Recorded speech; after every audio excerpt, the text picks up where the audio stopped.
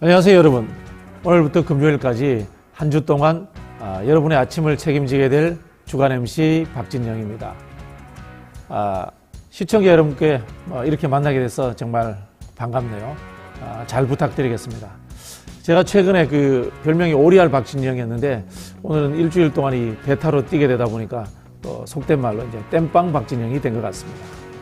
자, 오늘의 내용 간단하게 먼저 정리해 드리겠습니다.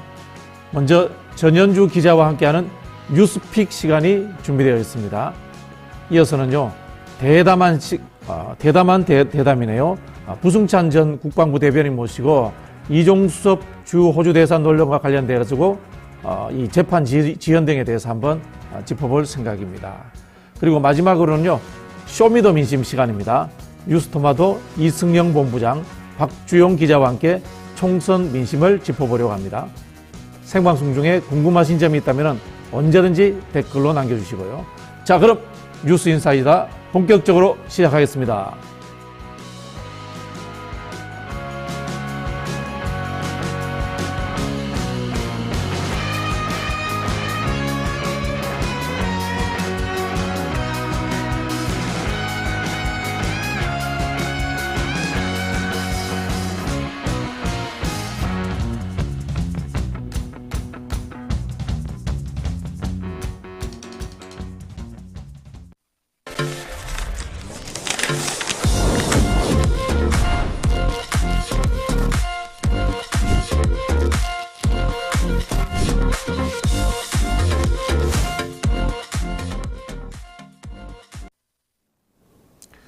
네, 바쁜 아침에 꼭 알아야 될 뉴스들만 엄선해서 저희가 알려드리겠습니다.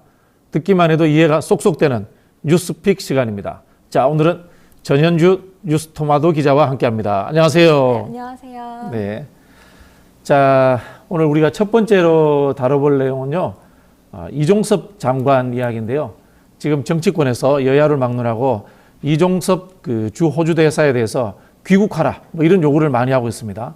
이런 가운데 공수처와 이 귀국 문제를 두고 대통령실과 마찰이 일어났어요. 어떤 공방이 일어났나요? 네, 맞습니다. 대통령실은 공수처가 이종섭 주 호주 대사의 출국을 허락한 적 없다고 밝힌 데 대해 대단히 부적절하다고 비판했습니다.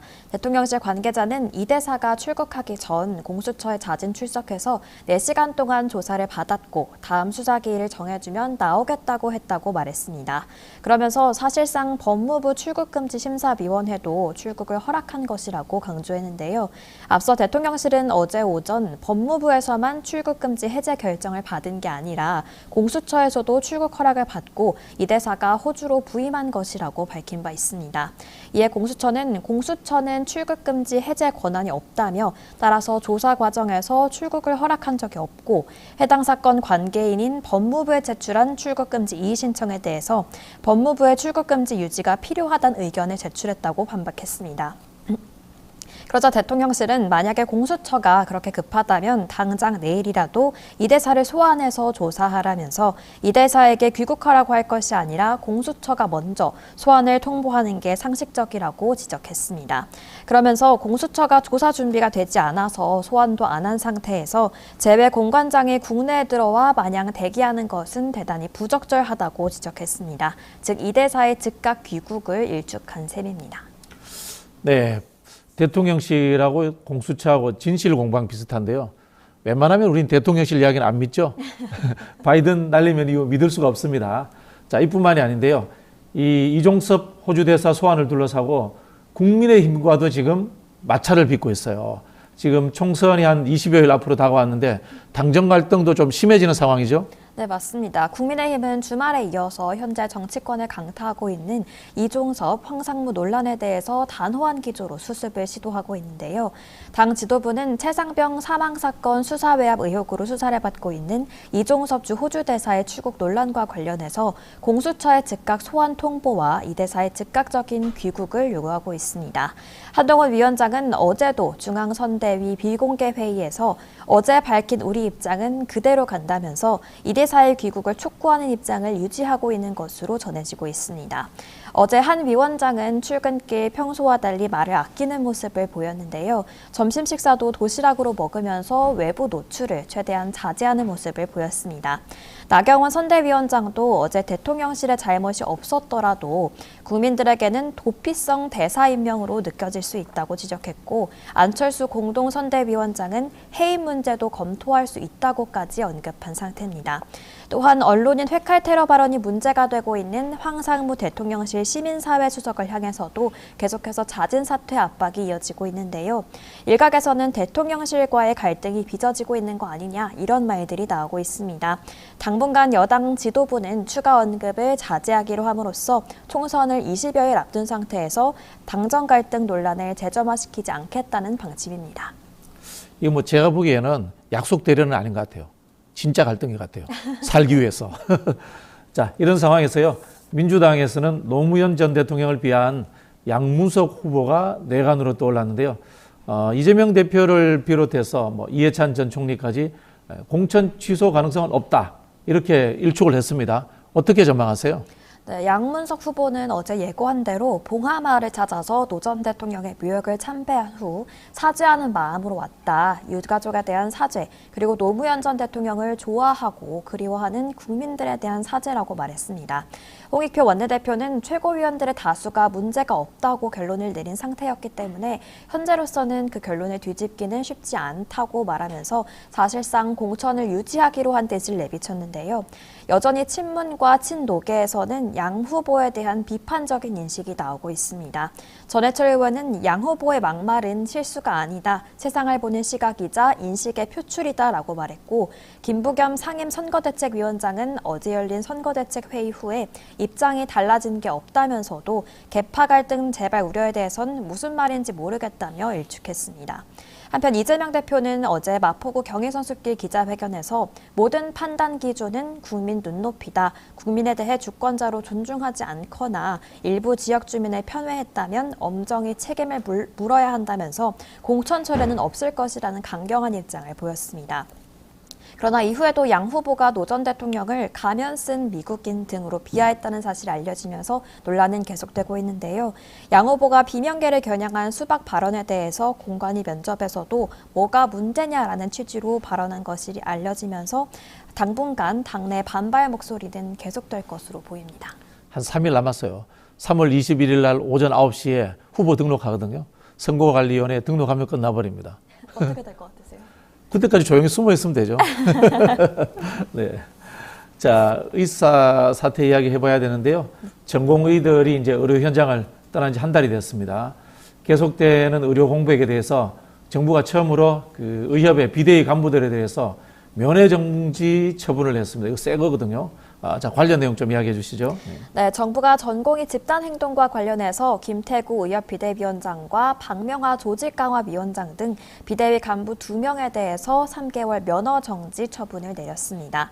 이는 의대 증원 갈등 이후에 발생한 첫 번째 행정처분인데요. 두 사람의 의사 면허는 다음 달 15일부터 석 달 동안 정지됩니다. 이들은 집단행동 교사 금지 명령을 위반한 혐의로 행정처분 대상이 됐는데요.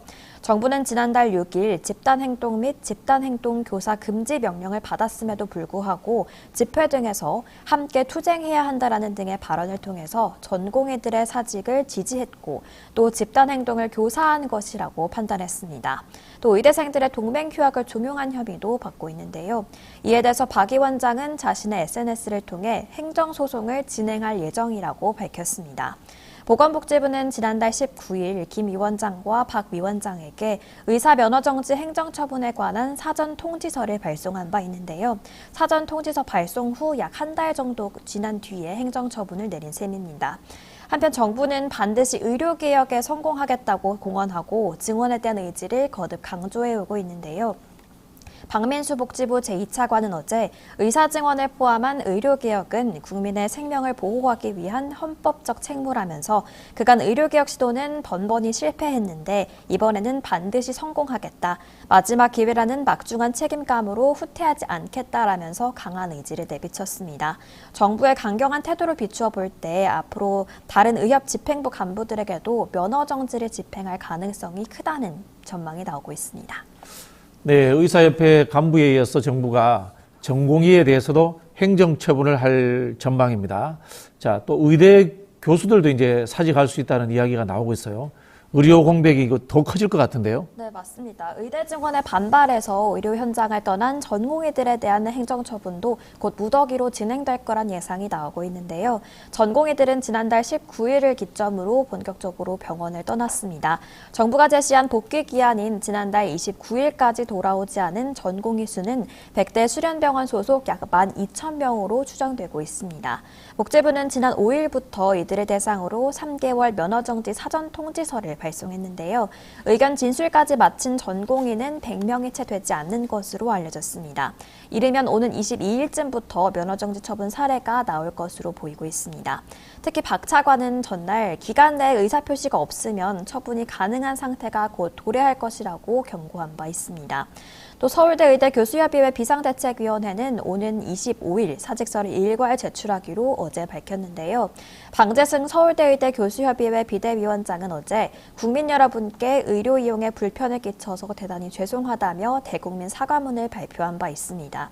하지만 방 비대위원장은 중요한 칼자루는 정부가 잡고 있다며 지금의 이런 의료 사태를 만든 정부의 책임이 크고 이 사태를 단기간에 해결하려면 사직서 제출밖에 없었다라고 강조했는데요.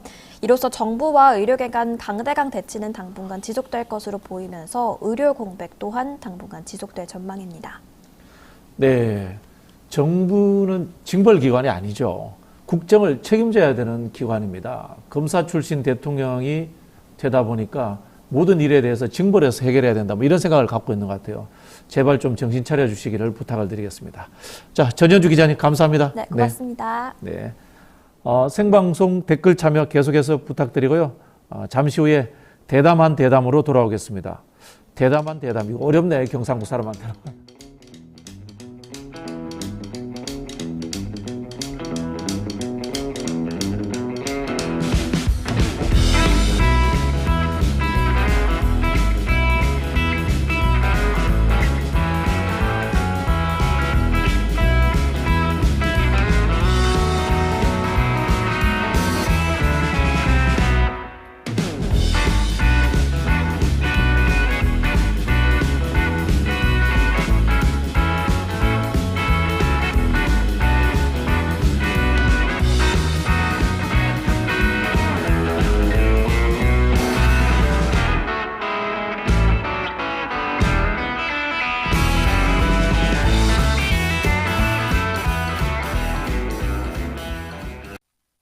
매일 10시 1시간만 투자하면 내 계좌도 10배거.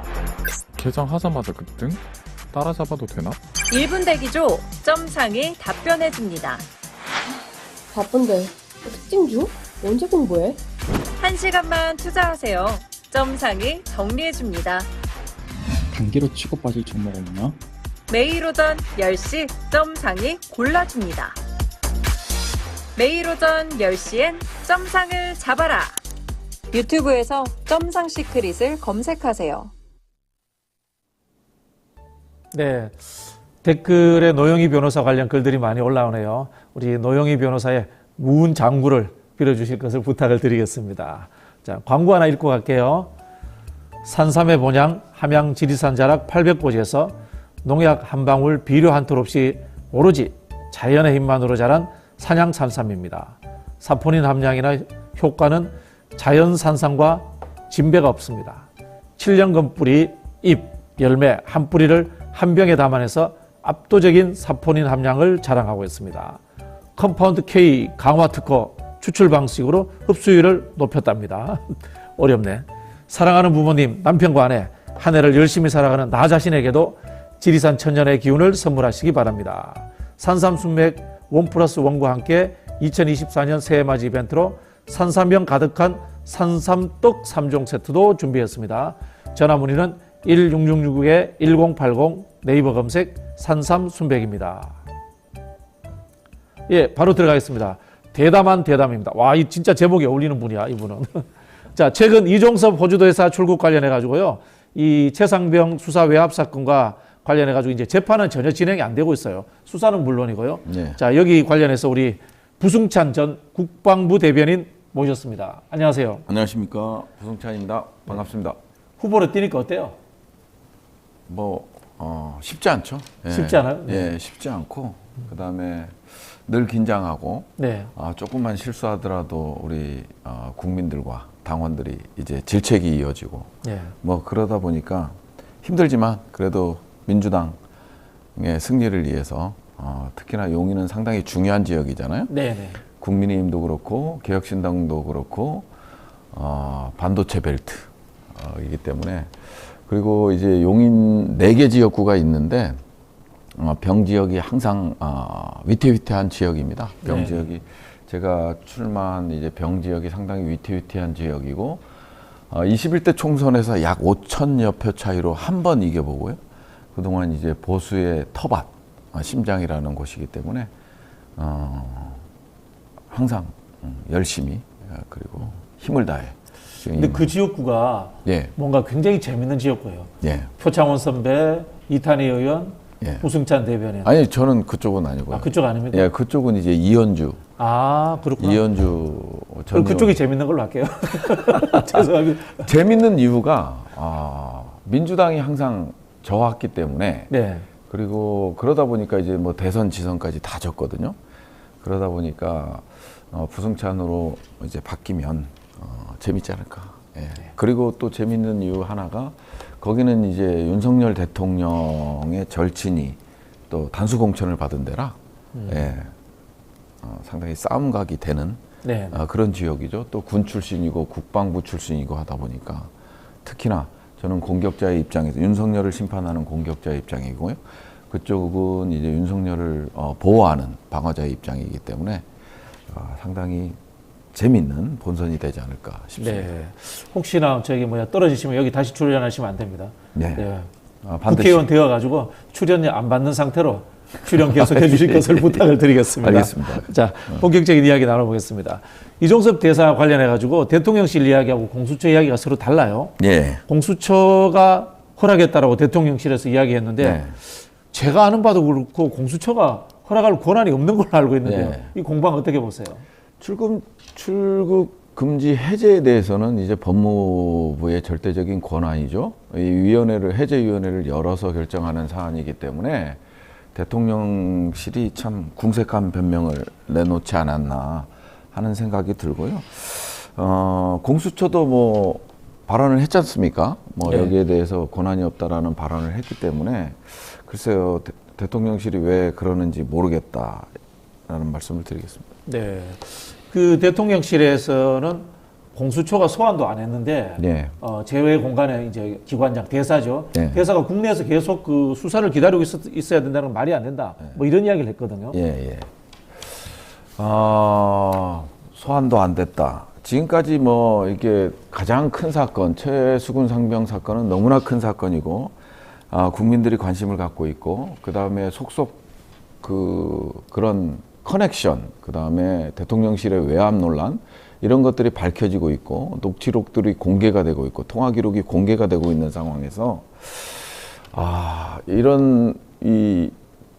그래도 외교에 있어서 정말 중요한 게, 각국에 있어서 중요한 게 이제 대사의 역할이잖아요. 그렇죠. 그런 대사를 이제 공수처가 소환 안 하기 때문에 내보낸다. 이건 말이 안 되는 게, 그 말이 안 되는 거를, 호주의 공영방송인 ABC 방송, 하고, 그 다음에 SBS, 우리 방송이 아니라, 호주의 이제 두 번째 공영방송인 SBS에서도 자세히 다룬 문제거든요. 이게 완전히 국제적 망신이고 외교적 결례를 지금 하고 있는 사안이라고 저는 판단하고 네. 있습니다. 우리 보통 이제 대사 이렇게 이야기하는 정권 대사거든요, 이게. 네, 맞습니다. 대통령을 대신해서 가는 거기 그럼요. 때문에 모든 이제 권한을 가지는데 네. 사실 호주 같은 나라에 이런 참 이 범죄 의혹이 있는 분을 네. 보낸다는 것 자체가 외교적 결례죠. 네. 그렇죠. 아마 전례가 없는, 저는 이제 계속해서 찾아보고 했는데 전례가 없고요. 그 다음에 왜 또 전례가 없는 이유는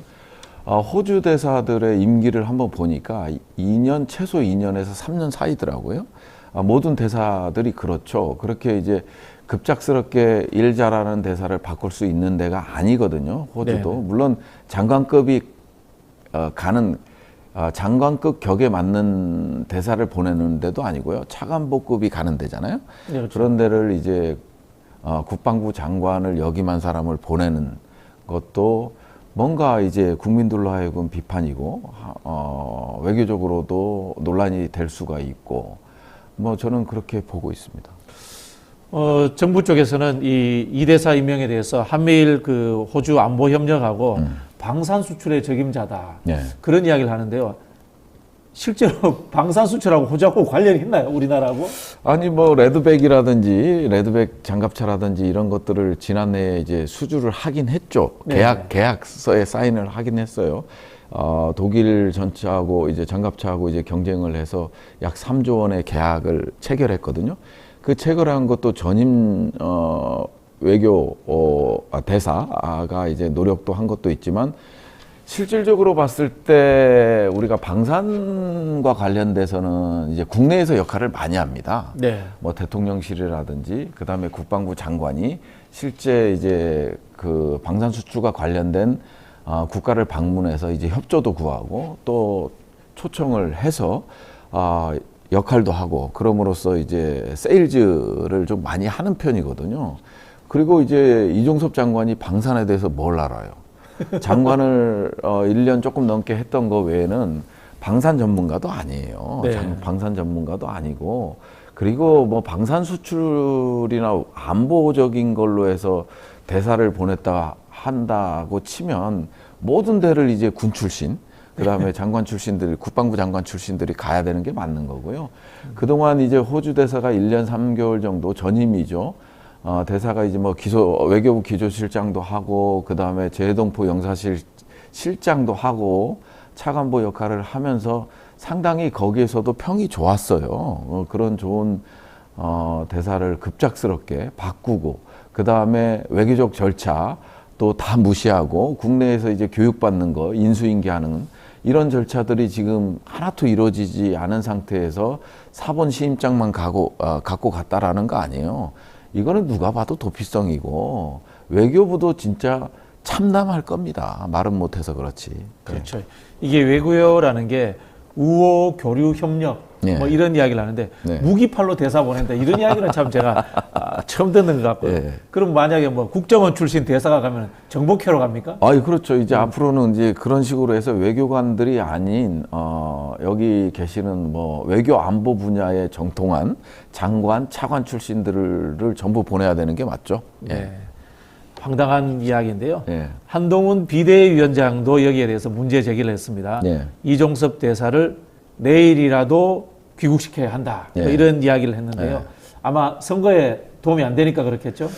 상당히 이거는 선거에 도움이 될 수가 없어요. 그리고 이제 국내 언론만 주목하는 게 아니고 호주 언론에서도 직접적으로 이제 관심 표명을 하고 부정적인 입장을 표명했고요. 한국 교민들도 그런 부정적인 입장을 얘기하는 상황이고, 그 다음에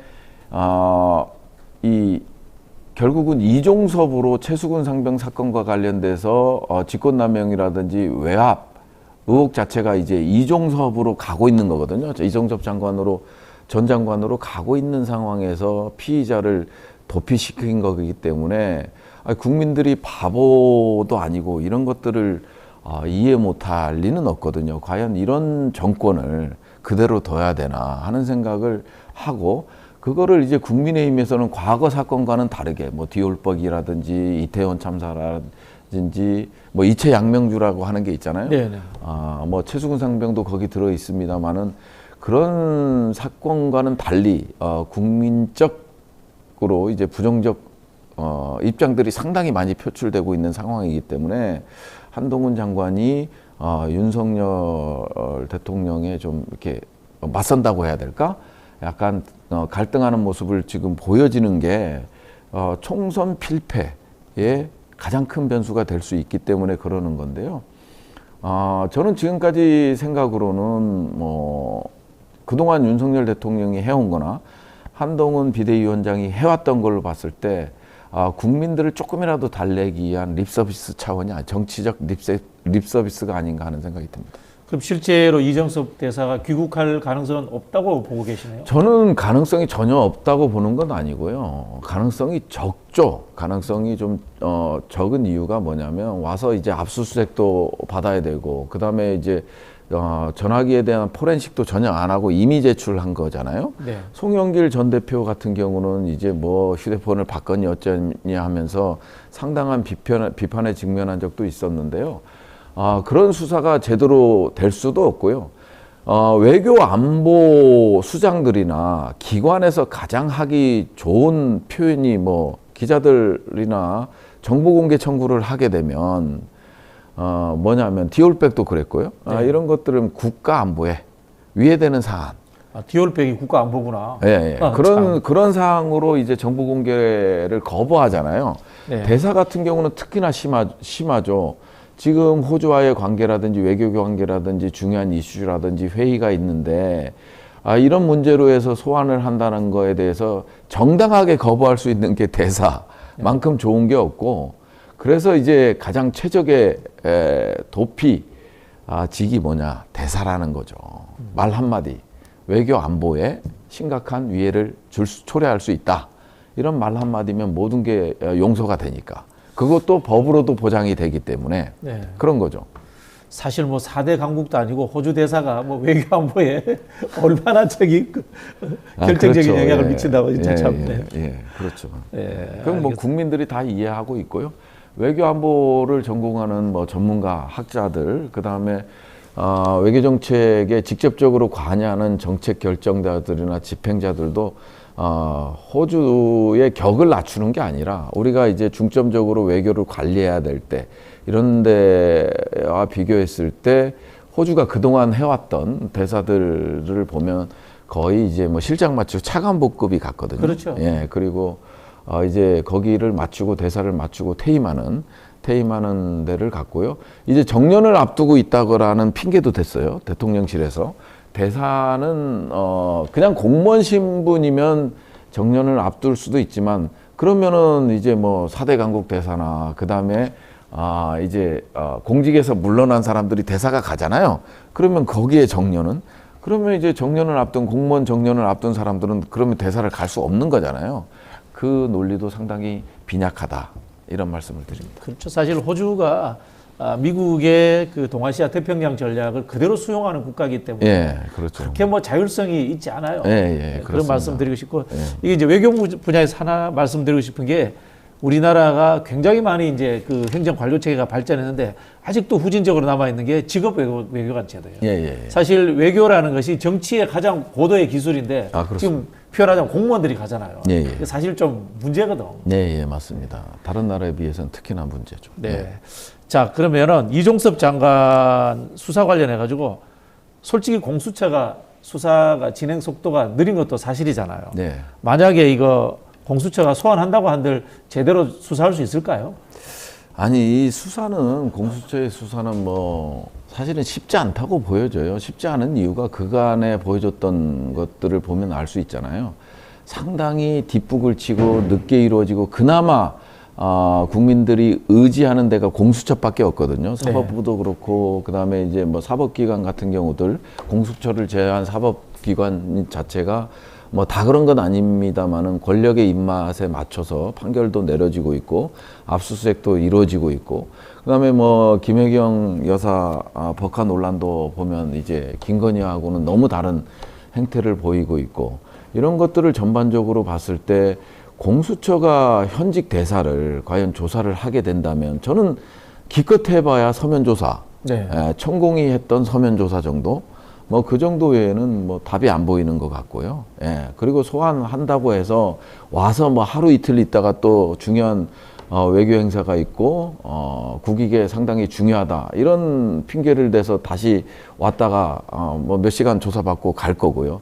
전방위적으로 해야죠. 압수수색도 하고 포렌식도 하고 똑같이 피의자들이 경험했던 거 하다못해 참고인에 대한 조사도 보시면 알겠지만 뭐 국회의원조차도 참고인임에도 불구하고 한동훈 비대위원장에 대한 개인정보와 관련돼서 MBC 기자나 그다음에 최강욱 의원에 대한 조사만 보더라도 그 정도 수준에서는 해줘야 뭔가 나오지. 지금 뭐 포렌식 한다고 뭐가 나오겠어요? 다 휴대폰을 바꿨을 테고 이미 좀 늦은 감이 없지 않아 있다. 하지만 그런 조사들이 뭐 김계한하고 이제 안보실 1차장하고의 뭐 통화 기록이라든지 국방비서관이라 통화 기록이라든지 유재은 법무관리관의 역할이라든지 당시 지금 천안갑에서 나오는 신범철 국방장관이 했던 거라든지 이런 것들이 조금 이루어지는 게 있거든요. 하지만 지금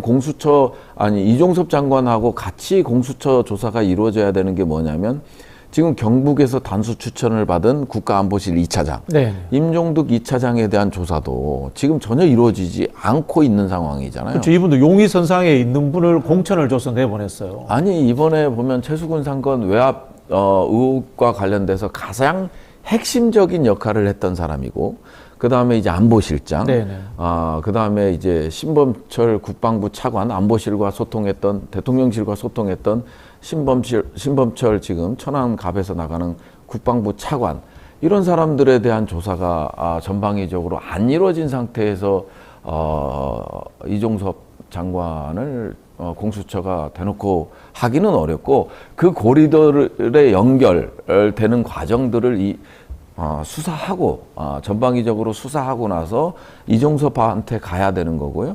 그 다음에 이제 군검찰은 지금 권한 밖의 행위들을 했잖아요. 그렇죠. 경북경찰청에서 당사자도 아니고, 그리고 이거를 이첩에 관여했던 사법기관도 아님에도 불구하고 이제 군검찰이 가서 수사 기록을 빼온 상황이잖아요. 그러니까 군검찰에 대한, 군검찰 단장에 대한 이런에 대한 이종석과의 어떤 지시관계가 이루어졌는지 이런 것도 전혀 이루어지지 않은 상태거든요.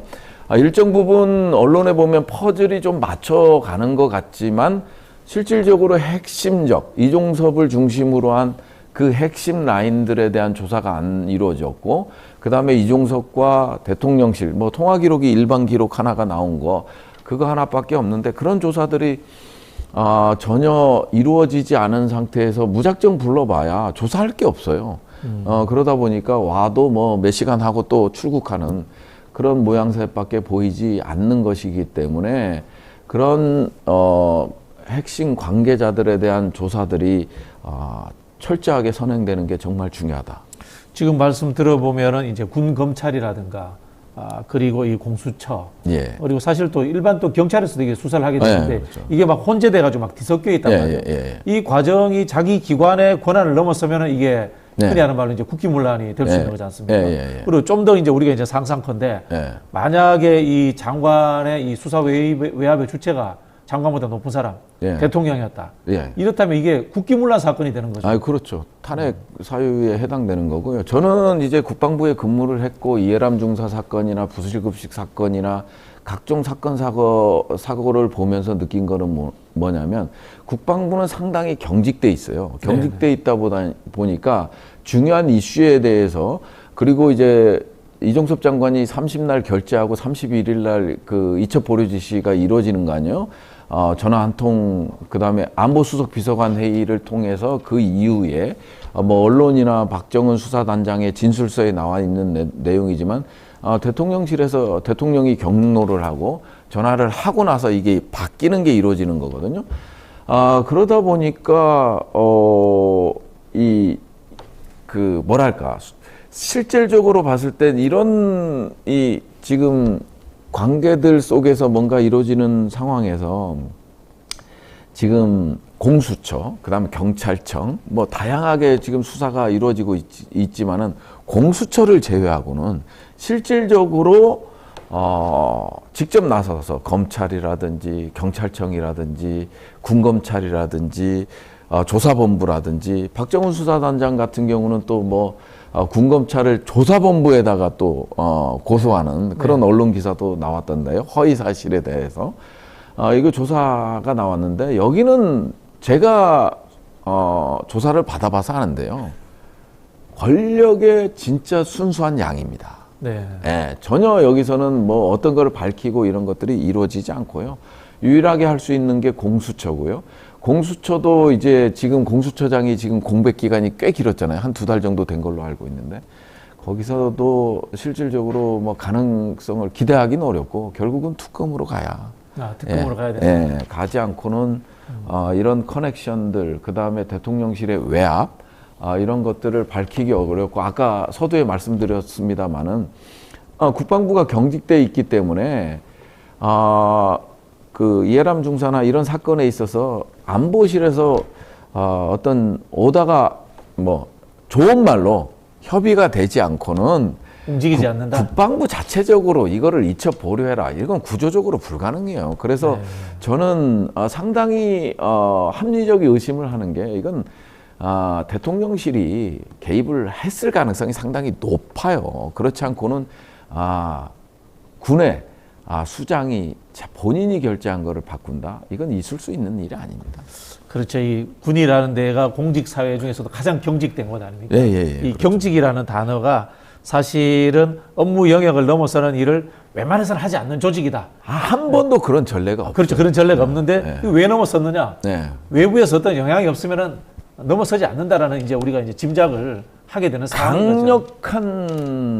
강력한 오다가 내려온 거죠. 강력한 외부의 힘이 예. 작동했을 것이다. 예, 그렇게 라고 이제, 추정하고 있습니다. 네, 예, 그렇게 예측하는 거죠. 예, 예. 자, 결국 이 일은요, 국회에서 풀어야 되는데요, 특검도. 예, 예. 만약에 국회에 들어간다. 네. 그럼 이거 이제 주도해서 한번 특검이라든가 한번 제대로 밀어붙일 생각 있으세요?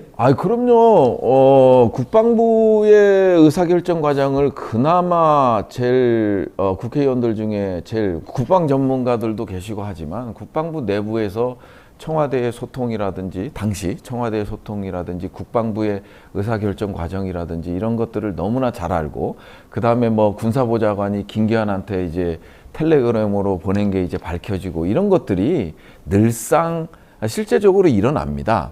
근데 이제 여기에서 말을 잘 듣는 이 국무위원이 있는가 하면요. 서욱 장관님 같이 저를 직접 불러서 이런 거는 우리 국방부가 이게 정치에 흔들리는 모습이기 때문에 기준을 이렇게 갖고 가야 되는데 상당히 어렵다. 그래서 이제 제 책에도 썼지만 안보실하고 이제 저는 싸우기도 하고 사실 경질이라는 무언의 압력도 받고 이런 것들이 이제 제 권력과 안보 책에도 쓰여 있지만 그런 국무위원들이 있고 그 다음에 이종석 같이 그냥 시키는 대로 움직이는 국무위원들이 있는 거죠. 그런 걸 봤을 때는 이종섭은 이제 후자에 속하지 않나 이런 생각이 들어요. 예, 그렇기 때문에 국회 가서도 이런 것들은 낱낱이 밝혀야 되고요. 지금 최수근 상병을 보호하기에 사건을 보호하기에 그 연루자들을 보호하기에 실제로 당사자들을 내보내고 있잖아요. 그래서 뭐 임종득이라든지 신범철이라든지 단수 추천까지 주면서 가서 최수근 사건 특검이라든지 이런 것들을 막아라라는 오더를 가지고 이제 약간 공천이라는 은혜를 베풀어 주는 거잖아요. 예, 이런 것들이 있고 또 그 안에서 또 내부에서도 이제 임규영 국방비서관을 삼성장군을 피의자를 삼성장군 핵심 관련자를 삼성장군에 임명하고 그 다음에 그 가장 핵심 중에 핵심으로 있었던 군사보좌관 장관 비서실장을 투스타로 진급시키고 이게 최수근 상병 사건 이후에 다 벌어지는 거예요. 다 영전하고 저 공천을 그것도 경선이 아닌 단수 그렇죠. 추천을 받고 이런 것들이 뭐냐면 들어가서 이번 특검을 그냥 막아라 이런 오다가 있기 때문에 그런 거고요. 용인시 병에 출마하는 그분도 이제 군검찰 출신이고 고등군사법원장을 했기 때문에 또 이 사람도 반드시 부승찬을 이겨서 이런 사건들에 대해서 막는 역할들을 하는 거죠. 그러다 보니까 의외로 국민의힘이 군 출신, 그 다음에 이제 용인시 저 옆 동네이긴 하지만 용인시 을에서도 삼성 장군이 또 바로 군복을 벗자마자 또 단수 공천을 받아서 또 출마하거든요. 그래서 이런 진영들이 이게 그만큼 제가 봤을 땐 국민의힘이나 대통령실이 최수근 상병 사건에 대해서 민감하게 받아들일 있고 칼날이 대통령으로 향할 수 있고 이게 특검이 이루어진다면은 이제 결국은 주가 조작이나 명품 디올백에 이어서 최수근 상병 사건은 윤석열 특검법이 돼버리는 거잖아요. 그러니까 그렇죠. 이제 헌정사 최초의 대통령 부부의 특검으로 가는 거기 때문에 저는 그런 것들을 위해서 싸우는 입장이고 그 다음에 관철시키는 입장이고요. 상대방들은 이제 방어하는 입장이기 때문에 예, 그런 게 있는 거죠. 제가 정리하면 이런 것 같아요. 예. 군 출신들이 민주당과 국민의힘 양쪽에서 공천을 했는데 민주당에서는 진실을 밝히기 위한 군 출신들을 공천을 했고 예. 국민의힘에서는 진실을 어둠 속에 계속 감추기 위해서 그렇죠. 공천을 했다. 그렇게 쉽게 표현을 했어야 되는데 제가 좀 야, 길었습니다. 이 밝은 새벽과 어둠의 대결이네. 그렇습니다. 예. 자, 마지막으로 본인 그 지역구에 계신 시청자 여러분들께 짧게나마 인사 말씀해 주세요. 네. 제가 이제 후보로 나선 거는 다 이제 수지구민들이나 우리 당원 여러분들이 선택해 주셨습니다. 그 점에 대해서 정말 어떻게 감사 인사를 드려야 될지 모르겠고요. 그리고 이제 저를 선택해 주신 구민들의 요구가 뭔지 잘 알고 있습니다. 우선 이제 윤석열 정권 2년도 힘들었지만 이제 앞으로 남은 3년 너무 힘들 거라고 예상하기 때문에 싸울 수 있는 후보를 선택해 주셨다고 생각을 합니다. 그렇기 때문에 중앙에서 아까 말씀드린 대로 제 몸이 아니듯이 목숨 바쳐서 가열차게 싸워서 국민의 행복을 찾아드리겠다라는 말씀을 드리고요. 그리고 지역 구민들이 이제 피해 보는 게 많습니다.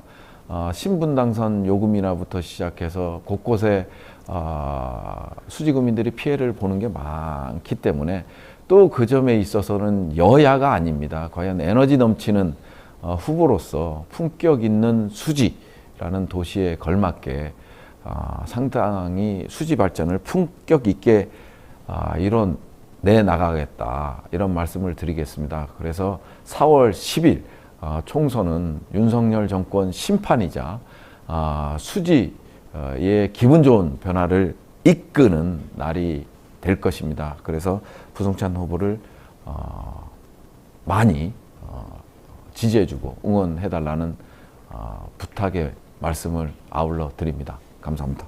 네, 우리 부승찬 후보가 반드시 승리해서 돌아올 것을 우리 시청자 여러분의 명령으로 제가 전달하겠습니다. 예. 감사합니다. 네. 감사합니다.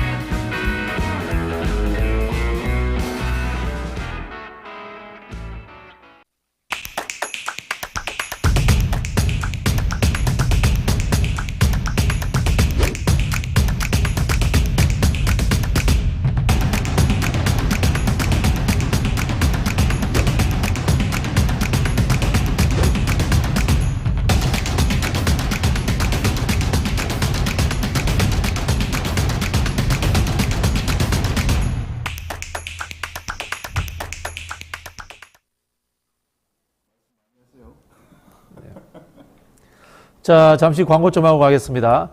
소비자 선호도 1위 강화 교동 해풍마전 고시가리 통통살 광고입니다.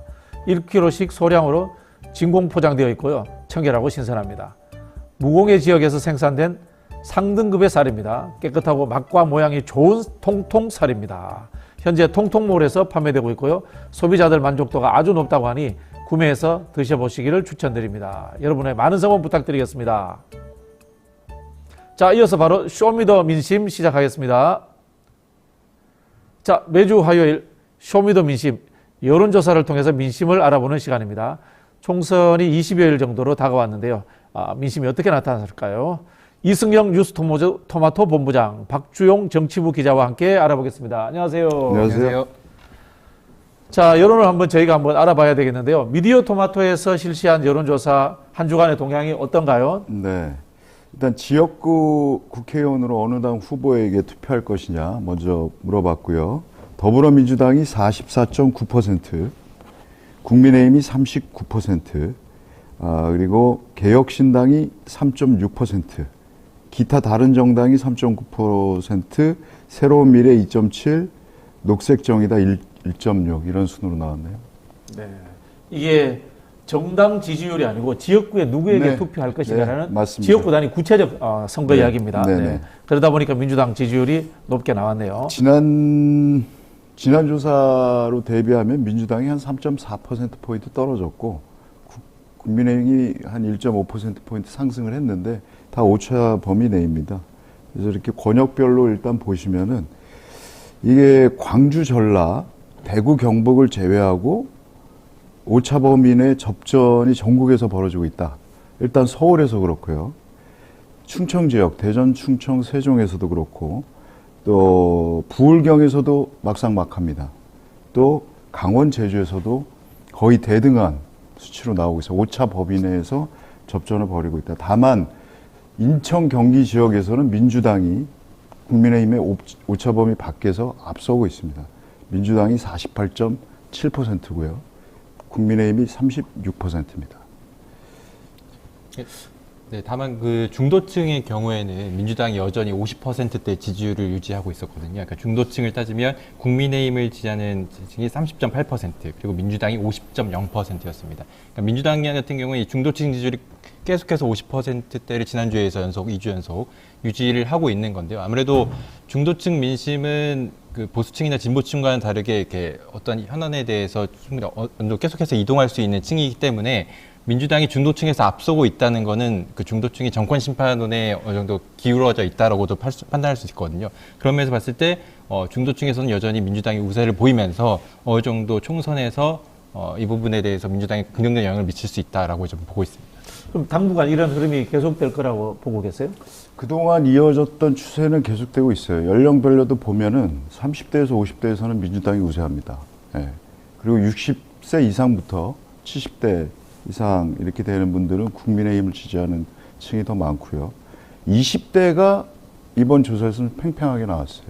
아, 20대가요? 네네네. 국민의힘과 민주당이 팽팽한 결과로 나와서 이게 20대가 뭐 캐스팅 보트가 또 지난 대선처럼 또 이어질지는 좀 봐야 될 것 같은데 어떻게 보면 지난 대선의 양상하고도 좀 흡사하다 이렇게 볼 수 있을 것 같습니다. 그럼 결국은 뭐 자기 지지층 불러내기 게임이 되겠네요. 그렇죠. 누가 투표장에 더 많이 나오느냐.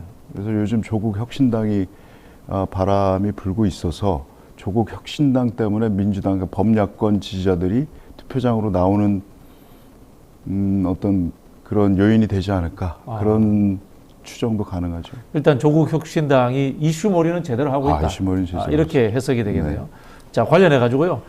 지역구에 있어서 비례대표 투표는 어느 정당에 할 것인가 물어봤는데요. 비례를 누구를 뽑을 것이냐라고 어느 정당을 뽑을 것이냐 이렇게 여쭤봤는데요. 1위란 게 국민의힘 위성정당인 국민의 미래가 31.7%, 조국 혁신당이 29.4%로 두 번째를 차지했습니다. 그다음에 세 번째가 더불어민주연합당 18% 나왔고요. 개혁신당이 5.5%, 그다음에 새로운 미래가 4.2, 녹색정의당이 2.9 이런 순이었습니다. 엄청난데요? 지금 조국 혁신당이 거의 30%에 육박을 하고 있습니다. 자, 지금 더불어민주연합이 더불어민주당의 이제 위성정당이죠. 18%, 조국 혁신당이 29%, 합치면은 이게 48% 가까이 나왔네요. 네, 48% 가까이. 국민의힘이 31%니까 네. 17%가 더 나온 더 상황이네요. 나온 거죠. 역대로 비례 이 정당 지지율이 이렇게 나온 적이 없었는데요. 그렇죠. 그 정의당이 사실은 그 전에 그런 역할을 이만큼도 못했죠, 사실은. 네네. 예? 조국 대표도 우리가 정의당을 대체하겠다라고 했는데 그게 지금 더 그 이상 지금 가고 있는 거죠. 대체를 넘어서 가지고 그렇죠. 민주당까지 넘어서는 것 같은데요. 네. 지금 조국혁신당이 2주째 지금 더불어민주연합당 저희 조사 기준으로 야권에서 1위고요. 국민의힘에도 바짝 다가섰습니다. 그래서 연령별로 보면은 30대에서 50대에서 30에서 40대, 50대 1위. 그리고 20대, 60대, 70세 이상에서도 2위 이렇게 차지를 했어요. 그리고 서울에서도 2위고 인천, 경기에서 1위, 광주, 전라에서 1위 했습니다. 자, 이 아주 전국적이에요. 이 조국 혁신당이 정당 득표율에서 이렇게 앞서가는 이유가 뭐라고 생각하세요? 일단은 선명성, 아까 말씀하신 대로 선명성이고요. 심플하잖아요. 윤 정권 조기 종식, 3년 너무 길다. 오래 끌 수 없다. 못 살겠다 갈아보자 이거거든요. 그게 먹히는 거고, 두 번째는 신선함. 그러니까 작년 말까지는 이준석의 시간이 좀 있었죠. 올해 1, 2월에는 한동훈의 시간이 있었습니다. 이제는 조국의 시간이다 라는 게 될 것 같고요. 그 다음에 무리 없는 공천 작업이지 않았나. 자신들이 내건 모토에 적합한 인물들이 대부분 공천이 됐다라고 볼 수 있고, 민주당 비례공천도 좀 잡음이 있었잖아요. 2명이나 사퇴하고. 근데 그거에 비해서 조국당은 그렇게 잡음이 없었다. 뭐 이런 평가들. 결과적으로 민주당 내 공천 파동 이후, 그러니까 일각에서 공천 논란이 있다고 바라본 측면이 있었는데, 그 측면에서 이제 민주당 일부 지지층이 새로운 미래로 가지 않고, 이낙연 대표의 새로운 미래로 가지 않고 조국 혁신당 대표, 조국 혁신당으로 지지층이 이동한 좀 분위기도 좀 있거든요. 흐름도 있거든요. 이게 좋은 옵션이 생긴 거죠. 그렇죠. 예. 한 가지 선택지가 더 생긴 셈이기 때문에 그 부분이 좀 조국 혁신당에 많은 도움이 되는 것 같습니다. 그럼 이제 두 분 해석을 들어보면은 민주당의 표가 조국 신당으로만 간 것이 아니라 새로운 미래라든가 이준석 대표의 그 개혁신당으로 가야 될 표가 조국 혁신당으로 많이 갔다. 이렇게 해석을 하시는 건가요? 중도 민심도 많이 이동했다. 저는 그렇게 봅니다. 자, 그러면 우리 특히 이제 우리 박주영 기자님 같은 경우에 보시기에 네. 더불어민주연합이 고전하고 있는데요. 단지 이 더불어민주연합이 고전하는 것이 공천 과정에서의 문제점 탓인가요? 아니면 또 뭐 인물이라든가 어떤 근본적인 문제점은 없나요?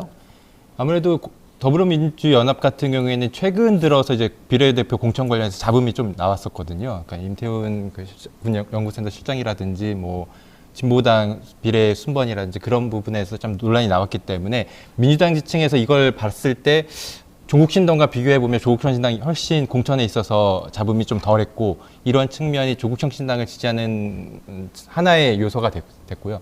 그리고 민주당 내 지역구 공천에서 많은 친문계, 이른바 친문재인계 인사들이 조금 타락하지 않았습니까? 그 부분에 대해서 일부 친문계 인사들이 조국 혁신당 인사들의 면면을 봤을 때 여기가 오히려 더 친문재인 정부 때 청와대 인사들이나 문재인 정부의 장관급 인사들이 좀 더 많고 그런 것 같다라는 느낌을 주면서 친문의 지지층들이 그대로 조국 혁신당에 지지하게 되는 이러한 좀 국면이 된 것 같습니다. 네. 더불어민주연합 이야기하면서 한 두 가지 제가 질문을 드리고 싶어요. 경선이 없었습니다. 그죠? 심사로만 이루어졌어요. 두 번째는 사실은 이 사전 배분을 했어요. 진보 쪽에 몇 석, 또 시민단체 몇 석, 뭐 용해인당 몇 석 이렇게 줬는데, 그렇게 배분을 한 뒤에도 민주당이 거기에 대해서 개입을 했습니다. 이런 부분들은 어떻게 생각하세요? 일종의 나눠 먹기식으로 했다는 말씀이시잖아요. 그렇죠? 뭐 그런 비례 부분이 부분을. 근데 그에 반해서 조국 혁신당은 투표를 했죠. 그러니까 조국 대표 같은 경우에는 저를 후순위로 하지 말고 압도적으로 지지해달라고 이제 지지자들한테 얘기를 했거든요. 그러니까 일각에서는 저를 뭐 후순위에 배치한다 뭐 이런 얘기도 있었지만, 저는 압도적으로 지지해서 앞에 배치받고 싶다라는 조국 대표가 직접적으로 얘기를 했기 때문에, 그러니까 어떻게 보면 더 조국 혁신당이 민주적으로 비례 공천을 했다, 또 이렇게 또 평가할 수 있을 것 같습니다. 우리 진행자님께서는 어떻게 생각하세요? 글쎄요, 뭐 진행자가 발표하는 거죠. 그리고 저는 민주당 당원입니다. 제가 뭐 저기 그 정도 아닌데 일주일 프로 하려고 탈당할 필요는 없지 않겠습니까? 예. 예. 자, 알겠습니다. 그다음에 이제 이것도 중요한데요. 차기 대권 주자 적합도. 네. 야, 재밌을 것 같아요. 먼저 여권 주자부터 한번 볼게요. 예. 네. 한동훈 비대위원장이 29.7%로 1위를 했고요. 사실 1위는 저희가 보기로 들은 이 분들 한동훈, 원희룡, 안철수, 유승민, 나경원, 오세훈, 홍준표 이렇게 보기를 드렸었는데 이 중에 없다가 제일 많습니다. 30.2%고요. 그 다음이 한동훈 29.7%입니다. 그 다음이 유승민 11.1%, 홍준표 9.3%, 그 다음에 오세훈, 안철수, 오세훈, 원희룡, 안철수, 나경원 이런 순이네요. 네.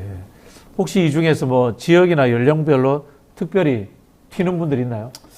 한동훈 아무래도 비대위원장이 가장 지금 독보적이긴 한데 전 연령층에서 1위를 하긴 했어요. 근데 가만 보면 20대에서 50대까지 보면은 이 보기 중에 없음이 1위예요. 그 다음이 한동훈 비대위원장이고 60세 이상에서는 물론 이제 한동훈 위원장이 독보적으로 이렇게 나오긴 했습니다. 그리고 지역별로도 이렇게 보면은 광주 전라에서는 유승민 전 대표가 1위를 했고, 예. 나머지 지역에서는 한동훈 위원장이 1위를 했어요. 그리고 이 중에 없다라고 말씀하신 분들, 이게 중도 내지는 진보 진영의 분들이 이렇게 많이 답을 한 것으로 보입니다. 이번에 이제 이종섭 그다음에 황상무 이 두 사람을 두고 지금 어떻게 보면 윤석열 대 한동훈 2라운드 결정이 시작됐잖아요. 그게 어떤 결과를 낳느냐에 따라서 또 다음 조사 때 다른 결과가 나올 수 있을 것 같습니다. 네. 우리 박주영 기자님은 특별히 눈여겨보는 여권의 대권 주자 없어요? 결국 그 어떤 여야를 두고 뭐 결국에는 그쪽 지지층이 대선 주자를 결정하기 때문에 여권의 핵심 지지층이 보수층 지지율을 보면 역시 한동훈 비대위원장이 55.7%로 가장 압도적인 지지율을 받았습니다. 그리고 지역구 정당 지지율로 보면 국민의힘 지지층에서 한동훈 비대위원장이 67.6%의 지지를 받으면서 역시 압도적이었습니다. 그러니까 보수층과 국민의힘 지지층 모두에게 압도적인 지지를 받고 있는 것으로 좀 보면 될 것 같습니다. 구체적으로 말씀드리면요. 이럴 때는 60대 이상의 가장 강력한 지지를 받는 분, 영남에서 많은 지지를 받는 분, 이런 분이 향후에 계속 유리하다. 이렇게 보시면 될 것 같습니다. 근데 보수에서는 지금 지난 대선 때도 그랬지만 갑자기 어떤 윤석열 같은 사람이 나와서 대통령이 됐잖아요. 또 만들어낼 수도 있어요. 지지부진하다 보면. 보수는 그걸 잘하더라고요. 그렇죠. 그게 언론에서 잘 만들어주니까. 그게 사실은 이 박근혜 대통령 탄핵 이후에 보수의 안정적인 지지층이 붕괴된 거예요. 그래서 유동성이 크니까 언론에 의해서 움직이는 이제 정당이 된 건데 사실은 한국에서 이제 민주당 계열 정당들을 언론에 부유하는 정당이다. 과거에 그런 비판을 한 적도 있습니다. 근데 오히려 이제 민주당 계열 정당들은 지지층이 탄탄해졌고 이제 보수가 그렇게 된 상황이 돼버렸죠. 네. 근데 당장에 지금 이 사안을 특히 이종섭 사안이나 이런 걸 놓고 지금 뭐 저강도 대리전을 지금 한동훈 위원장하고 윤석열 대통령실이 하고 있는데 뭐 대리인 내세워가지고 뭐 말을 하게 한다든지 어쨌든 총선이 급하니까 이제 그렇게 된 상황인데 아까 우리 부승찬 후보께서도 말씀을 하셨지만 문제는 결국 대통령 아닙니까? 뭐 대통령이 국민의 생명이 희생이 되거나 이태원 참사 때도 그랬고 이 최생병 사건도 마찬가지입니다만 이 책임을 묻고 진상을 파악하고 하는 게 대통령 책무잖아요. 근데 다 안 합니다. 안 하거나 아니면 그걸로 궁지에 몰리니까 이런 도피하게 만드는 이런 일까지 벌어지는 건데 이런 분이 원래 진상 파악하고 책임 묻는 게 검사가 해왔던 그건데 검사를 하셨다는 분이 이러니까 과연 검사를 하실 때는 또 어땠을까라는 생각까지 들게 만들죠. 자, 다음은 야권 대권 주자 적합도 한번 볼까요? 네. 이재명 대표가 37%로 1위를 했습니다. 그리고 이 두 번째 대답이 이 중에 없다. 22%도 있고요. 그 다음이 김동연 지사 9.4%, 그 다음에 조국이 8.3%, 김부겸 5.5%, 이탄희 4.7%, 그 다음에 김두관, 이광재 이런 순이었습니다. 네. 이것도 보면은 연령층에서 한동훈 위원장하고 이재명 대표 반대의 결과예요. 네. 20대에서 50대는 모두 이재명이 1위. 네네. 60세 이상에서는 이 중에 없다가 또 1위예요. 네. 네. 그리고 결국은 자기 진영의 핵심 지지층에서 누가 많이 나오고 그렇죠. 하는 부분이네요. 그렇습니다. 모든 지역에서 이재명이 1위를 했고 네. 다만 대구 경북에서는 이 중에 없다가 1위. 그렇습니다. 네, 알겠습니다. 자, 윤석열 대통령 대척점에 있는 인물들 보니까요.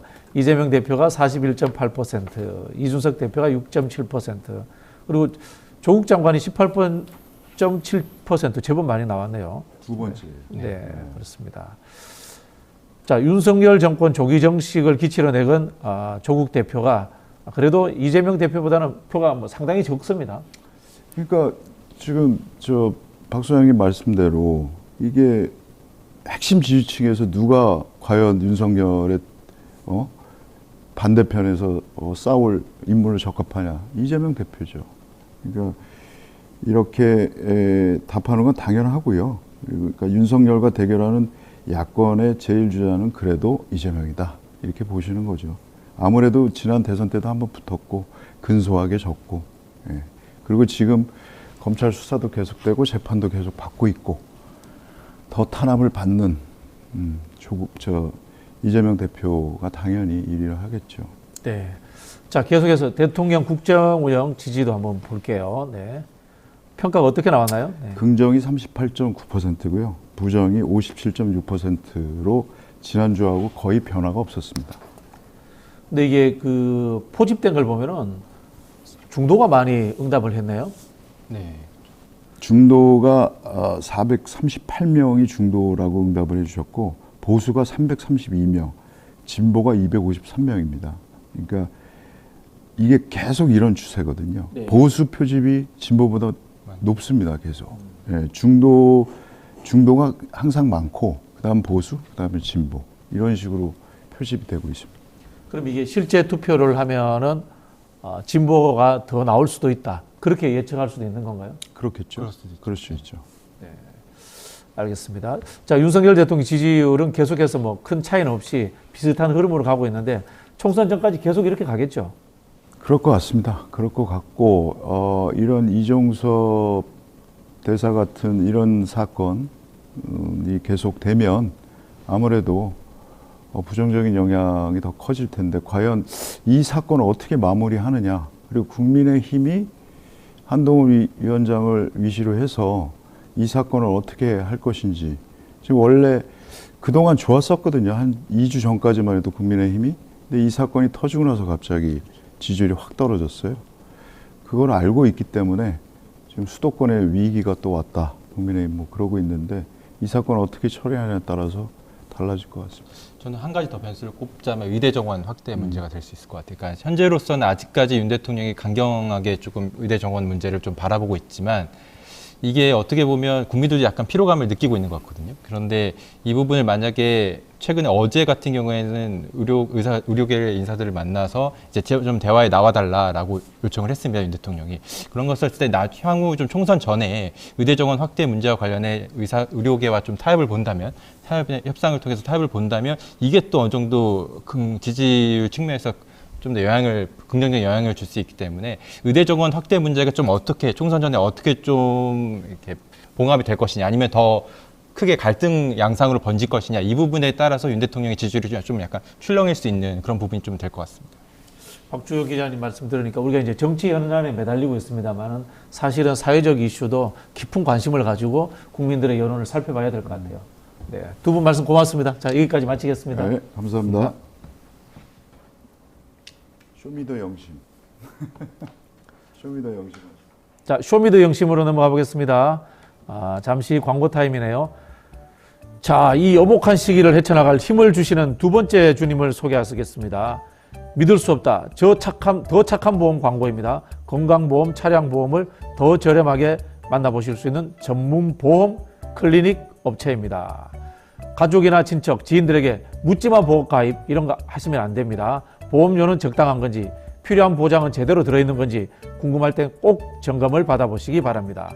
더 착한 보험 클리닉에서 전문 설계사가 부담되는 보험료는 합리적으로 줄여주고 보장은 최대한 유지할 수 있도록 친절하게 상담해 드립니다. 예약만 하시면 전국 어디서든 무료로 상담이 가능합니다. 주저하지 마시고 예약하시기 바랍니다. 상담 예약은 대표 전화 1644-1236, 010-7612-3303입니다. 24시간 언제든지 문자나 카톡 남겨주시면 확인하고 연락드립니다. 애청자 여러분들의 많은 관심 부탁드리겠습니다. 자, 이어서 저희 뉴스 인사이다만의 특별한 앙케이트 결과를 알아보는 시간입니다. 오늘은 또 어떤 주제로 뉴 인사만의 여론을 알아봤을지 살펴보겠습니다. 오늘 아주 흥미로운 주제인데요. 최근 한국 정치 관련 외신 보도 중 가장 망신스러운 보도는 무엇이라고 생각하세요? 라고 여쭤봤습니다. 1만 명이 넘는 분들이 참여를 해주셨어요. 그 중에서 1등을 차지한 응답은 69%인데 한국대사 이종섭은 비리 수사 연루자, 호주 ABC 방송이 이렇게 보도를 한 게 1위를 했습니다. 이야, 참 기가 차네요. 네, 두 번째가 영부인의 디올백이 국가 리더십 흔들다, 영국 BBC 등에서 보도를 한 게 16%고요. 한국의 트럼프가 민주주의 훼손하고 있다, 독일 베를리너 모르겐 포스트에서 보도한 것이 13%. 그리고 이재명, 배현진 피습의 한국 정치 갈수록 양극화, 워싱턴 포스트하고 뉴욕타임스 1%, 기타 1% 이렇게 나왔네요. 재밌는 댓글들 몇 개 읽어드릴게요. 진희배님 같은데요. 호주 정부를 무시하는 행동을 했다.